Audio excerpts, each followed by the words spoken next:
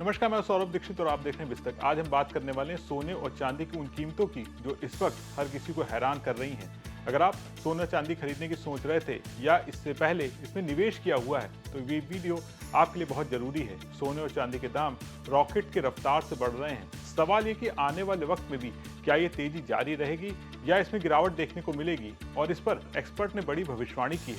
चलिए पूरा मामला बेहद आसान भाषा में हम आपको बताते हैं।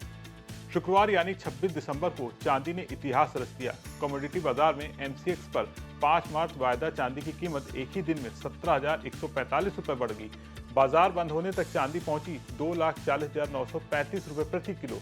दिन के कारोबार में तो चांदी 2,42,000 रुपए प्रति किलो तक चली गई थी, यानी ऑल टाइम हाई पर। अब जरा सोचिए, एक ही दिन में 17,000 रुपए की छलांग, ये कोई मामूली बात नहीं है। तो अब बात करते हैं सोने की। एमसीएक्स पर 5 फरवरी का वायदा के लिए 10 ग्राम सोने का भाव बंद हुआ 1,39,940 रुपए। दिन के कारोबार में उछाल करीब 1,200 रुपए। सोने ने भी अपना ऑल टाइम हाई लेवल छू लिया है, यानी साफ है सोना हो या चांदी, दोनों बेकाबू रफ्तार में है। अगर आपको लगता है कि तेजी सिर्फ एक ही दिन की है तो जरा ये आंकड़े देखिए। 19 दिसंबर को 10 ग्राम सोना 1,34,196 रुपए का था।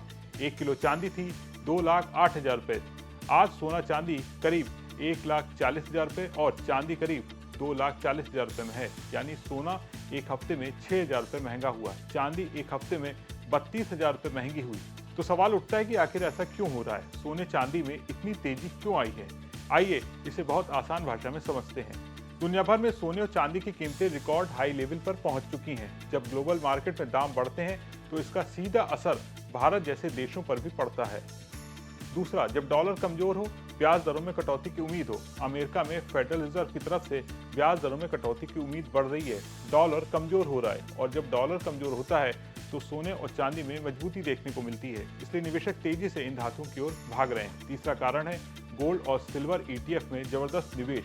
शेयर बाजार में उतार चढ़ाव है, लोग सेफ निवेश ढूंढ रहे हैं। इस वक्त गोल्ड ईटीएफ, सिल्वर ईटीएफ में निवेशकों की संख्या तेजी से बढ़ रही है। लोग फिजिकल सोना चांदी छोड़कर ईटीएफ के जरिए निवेश कर रहे हैं।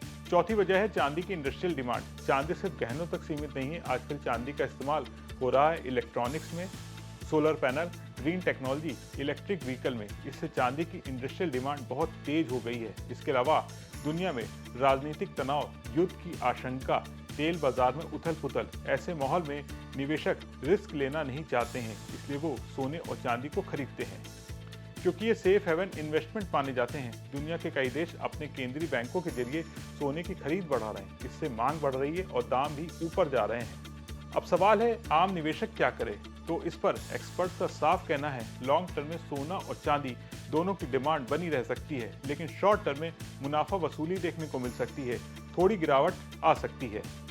कुल मिलाकर सोना और चांदी फिलहाल आसमान छू रहे हैं, लेकिन तेजी के पीछे ग्लोबल वजह भी है और निवेशकों की बढ़ती दिलचस्पी भी है। अगर समझदारी से निवेश किया जाए तो ये तेजी आपके लिए एक मौका बन सकती है।